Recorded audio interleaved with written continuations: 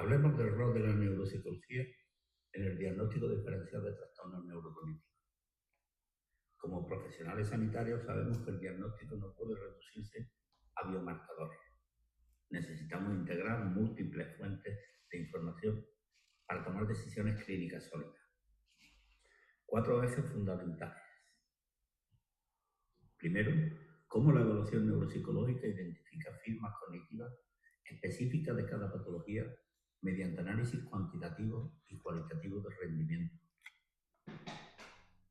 Segundo, su valor en el diagnóstico diferencial, especialmente en cuadros que mimetizan demencia como la pseudodemencia depresiva o el deterioro cognitivo asociado a trastornos del ánimo.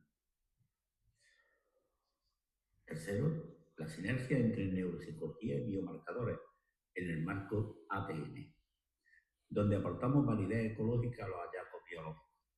Y cuarto, las innovaciones tecnológicas y los desafíos de equidad que enfrentamos como disciplina.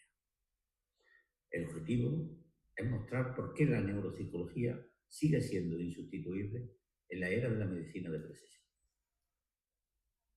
El neuropsicólogo funciona como un detective del funcionamiento cognitivo.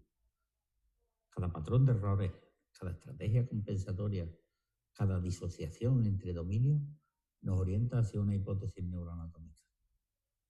Esto va más allá de obtener puntuación. Interpretamos el rendimiento en su contexto clínico. Permítanme un ejemplo concreto. Un paciente obtiene una puntuación de 18 en el Mini-Mental. ¿Es patológico? Depende. Si es un catedrático de 70 años, probablemente sí. Si es una persona de 85 con 4 años de escolaridad, puede estar dentro de la normalidad según normas ajustadas. La especificidad diagnóstica exige considerar edad, educación, reserva cognitiva y contexto sociocultural.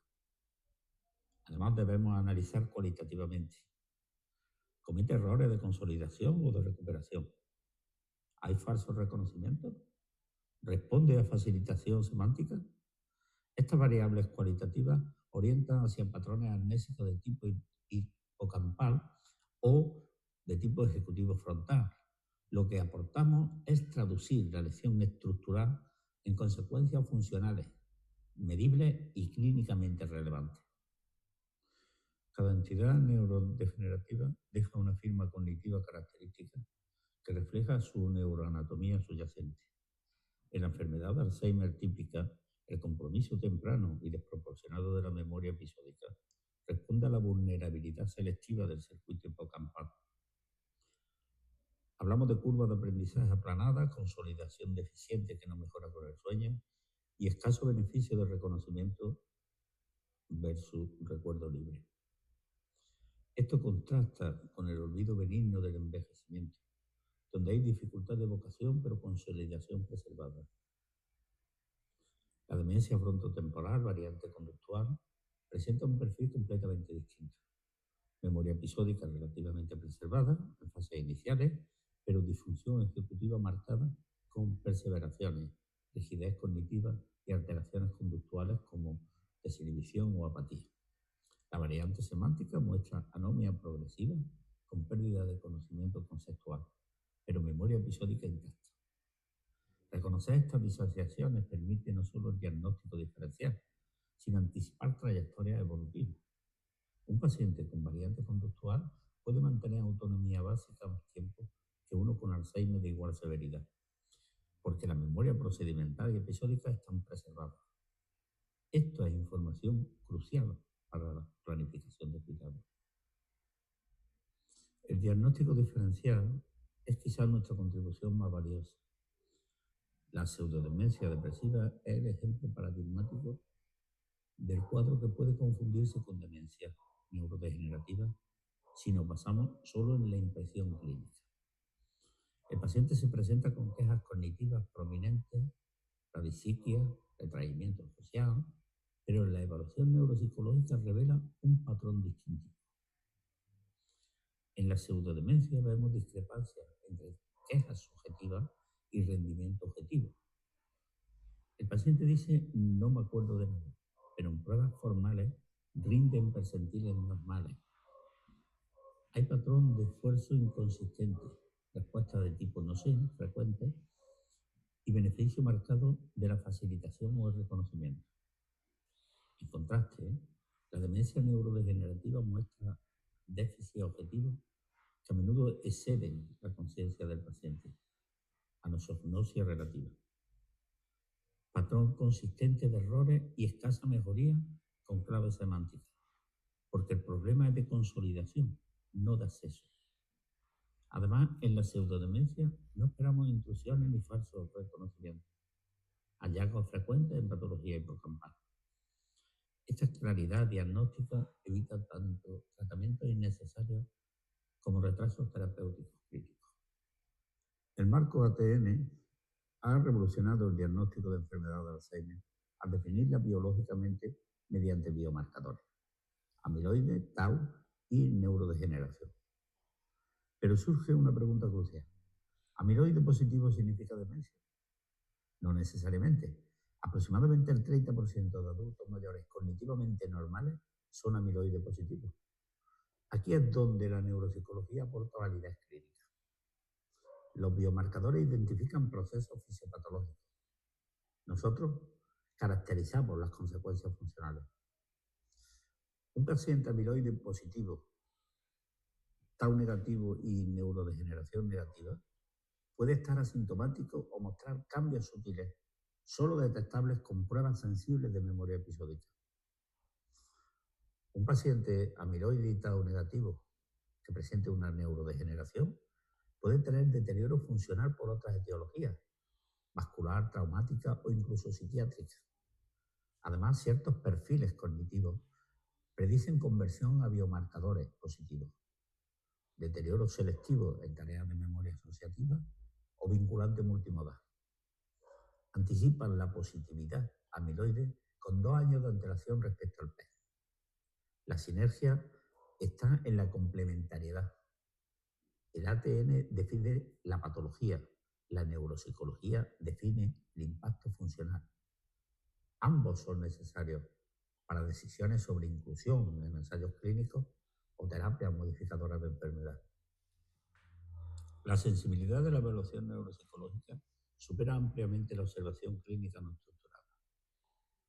Cambios del 15% en memoria episódica puede ser clínicamente significativo, pero pasar inadvertido en consulta. Por ejemplo, en el test de recuerdo libre y facilitado, un descenso de 35 a 30 palabras en recuerdo total puede marcar la transición de deterioro cognitivo leve estable a deterioro cognitivo leve en progresión. El seguimiento longitudinal permite calcular tasas de cambio anualizadas. En Alzheimer Prodromo esperamos declives anuales de 15 al 20% en pruebas de memoria episódica y de 10 al 15% en fluidez semántica. Tasas superiores sugieren progresión acelerada o comorbilidad vascular. La variabilidad intraindividual, medida como coeficiente de variación entre diferentes pruebas, es otro marcador sensible. Valores superiores a 0,20 indican inconsistencia en el procesamiento que precede el declive franco.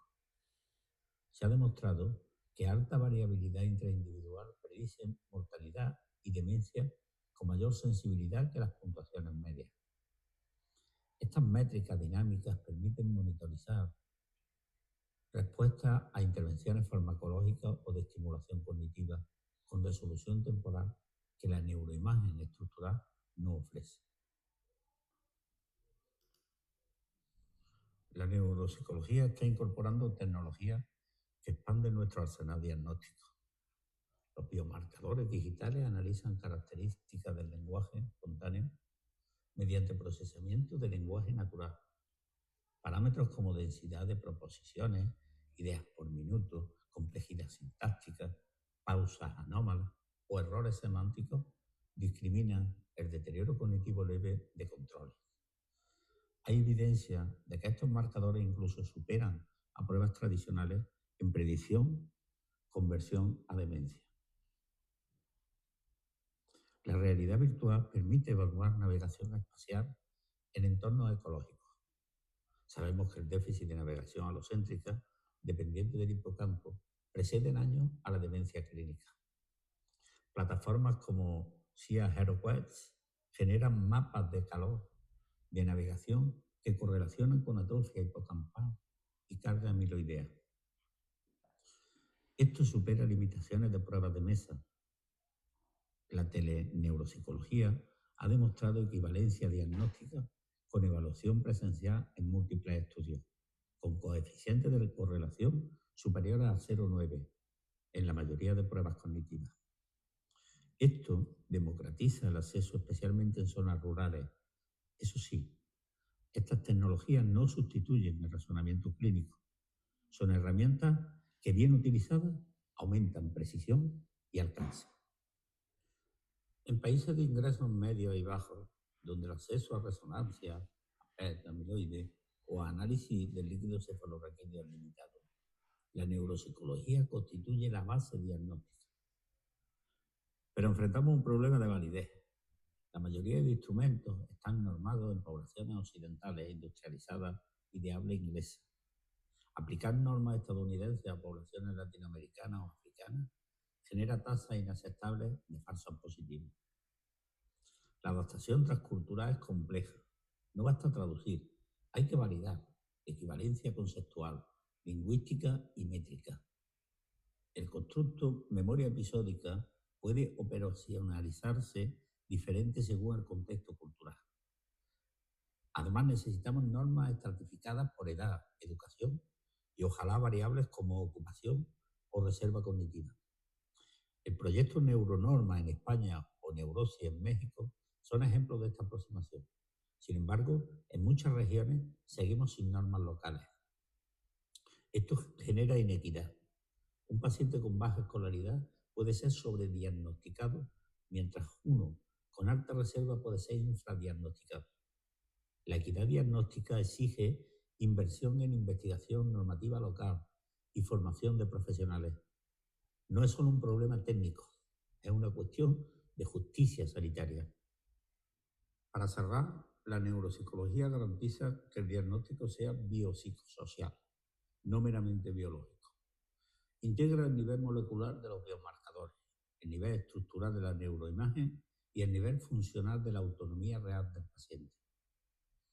Esta perspectiva multinivel es esencial en medicina de precisión.